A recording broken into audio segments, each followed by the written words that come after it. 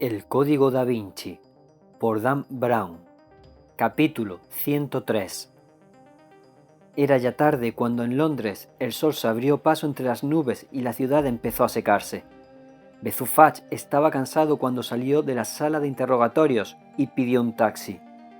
Sir Leigh Tevind había proclamado su inocencia a pleno pulmón, pero entre sus desvaríos incoherentes sobre santos griales, documentos secretos y hermandades misteriosas, Fach creía ver que lo que pretendía el astuto historiador era crear un escenario propicio para que sus abogados pudieran pedir su absolución alegando trastorno mental.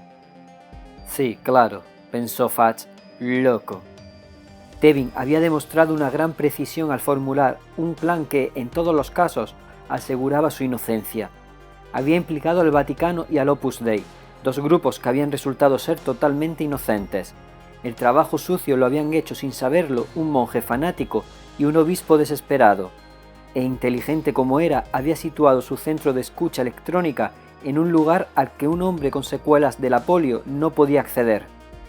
El espionaje así lo había efectuado su mayordomo, Remy, la única persona conocedora de su verdadera identidad, muerto convenientemente a causa de una reacción alérgica.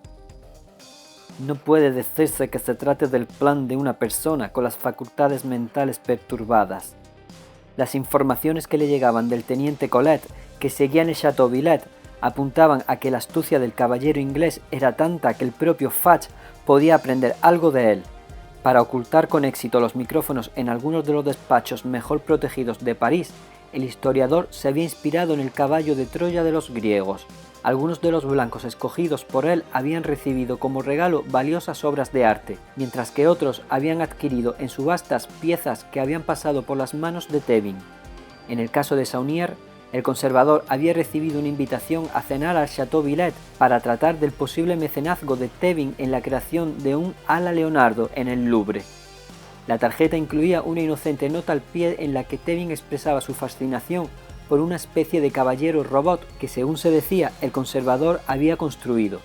«Tráigalo», le había sugerido Sir Leigh. Al parecer, eso era precisamente lo que Saunier había hecho, dejándolo sin vigilancia el tiempo suficiente como para que Remy Le Gallaudet le incorporara un discreto accesorio. Ahora, en el asiento trasero del taxi, Fach cerró los ojos. Una última cosa de la que ocuparme antes de volver a París. En la sala de recuperación del Hospital St. Mary entraba el sol.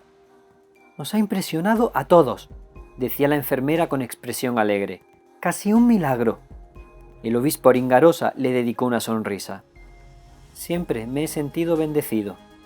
Al cabo de un momento, la enfermera salió y lo dejó solo. La luz del sol reconfortante le calentaba el rostro. La noche anterior había sido la más tenebrosa de su vida. Al momento pensó en Silas. Habían encontrado su cadáver en el parque. «Por favor, perdóname, hijo mío». Aringarosa había querido que Silas formara parte de su glorioso plan. Sin embargo, la víspera había recibido una llamada de Bezu-Fach en la que éste le interrogaba sobre su aparente implicación en la muerte de una monja en Saint-Sulpice. En ese momento constató que la noche había dado un giro terrorífico. El conocimiento de las otras 4 muertes había convertido el horror en angustia. «Silas, ¿qué has hecho?» Incapaz de ponerse en contacto con el maestro, el obispo supo que estaba suspendido en el vacío. «Me han utilizado». La única manera de detener la terrible cadena de acontecimientos que él había contribuido a iniciar era confesárselo todo a Fach. A partir de ese momento, el capitán y él habían iniciado una carrera para atrapar a Silas e impedir que el maestro lo convenciera para matar a alguien más. Agotado, Aringarosa cerró los ojos y oyó en la televisión la noticia de la detención de un destacado caballero británico, Sir Leigh Tevind. «El maestro al descubierto, que lo vean todos». A Tevind le había llegado voces de que el Vaticano quería apartarse del Opus Dei y había escogido a Aringarosa como pieza central de su plan. Después de todo, ¿quién más dispuesto a dar un salto en el vacío para ir en busca del Grial que un hombre como yo, con todo que perder? El Grial habría proporcionado un enorme poder a quien lo poseyera. Leigh Tevind había protegido celosamente su identidad fingiendo un acento francés y un corazón pío, y exigiendo como pago la única cosa que a él no le hacía falta: dinero. Aringarosa estaba tan desesperado que no sospechó en ningún momento. 20 millones de euros no eran nada comparado con el premio del Grial y con el pago que el Vaticano iba a hacerles por consumar la escisión. Económicamente no habría ningún problema. No hay más ciego que el que no quiere ver. El mayor insulto de Tevin, claro, había sido exigir que le pagaran con bonos vaticanos, de manera que si algo salía mal, la investigación salpicara a la Santa Sede. «Me alegro de que se encuentre bien, señor». Aringarosa reconoció al momento la voz áspera que le hablaba desde la puerta. Rasgos adustos, fuertes, pelo negro engominado, cuello ancho que resaltaba contra el traje oscuro. «Capitán Fudge», tanteó Aringarosa. La compasión y la preocupación que el capitán había demostrado ante su llamada de auxilio la noche anterior le habían hecho imaginar un físico más en consonancia. Fudge se acercó a la cama y abrió sobre una silla un maletín negro que le resultaba familiar. «Creo que es suyo». Aringarosa vio los bonos y al momento apartó la vista, lleno de vergüenza. «Sí, gracias». Hizo una pausa y pasó los dedos por el borde de la sábana. «Capitán, lo he estado pensando mucho y tengo que pedirle un favor». «Por supuesto». «Las familias parisinas de las personas a las que sí las...». Volvió a quedarse callado y tragó saliva emocionado. «Me doy cuenta de que no hay ninguna cantidad de dinero que pueda compensar la pérdida, pero si fuera usted tan amable de repartir el contenido de este maletín entre los familiares de los difuntos». Los ojos negros de Fudge lo escrutaron durante unos instantes.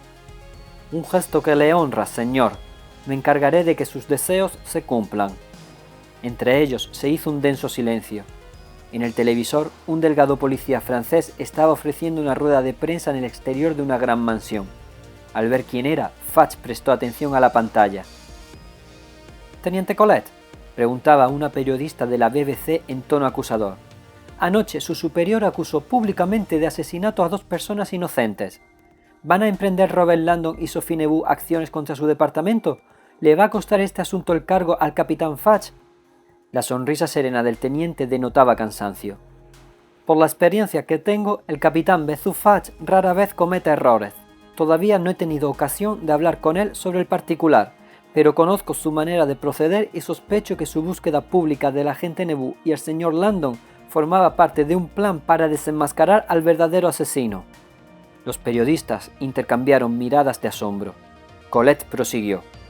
«Desconozco si esas 2 personas han participado deliberadamente en el engaño. El capitán Fudge es bastante reservado en lo que a sus métodos se refiere. Lo único que puedo confirmarles en este momento es que Fudge ha detenido con éxito al responsable y que el señor Landon y la agente Neveu son inocentes y están a salvo». Cuando el capitán se volvió para mirar a Aringarosa, este tenía una sonrisa dibujada en los labios. «Es un buen hombre este Colette». Transcurrieron unos segundos. Finalmente, Fudge se llevó la mano a la frente y se echó el pelo hacia atrás. «Señor, antes de regresar a París hay un último punto que quisiera tratar con usted. Su repentino cambio de destino y su aterrizaje en Londres. Sobornó al piloto para cambiar de rumbo. Al hacerlo, quebrantó usted varias leyes internacionales». Aringarosa se desmoronó. Estaba desesperado. «Sí, igual que el piloto cuando lo hemos interrogado». Fudge se metió la mano en el bolsillo y sacó un anillo púrpura de amatista con una mitra engarzada. El obispo notó que se le humedecían los ojos al cogerlo y ponérselo una vez más. «Es usted muy amable». Extendió la mano y estrechó la de Fudge. «Gracias». El capitán le quitó importancia al gesto. Se acercó a la ventana y contempló la ciudad. Sus pensamientos, claro, estaban muy lejos de allí. Cuando se dio la vuelta, en su expresión había una sombra de duda. «Señor, ¿a dónde va a ir ahora?» Aringarosa se había hecho exactamente la misma pregunta la noche anterior, al salir de Castel Gandolfo. «Sospecho que mi camino es tan incierto como el suyo».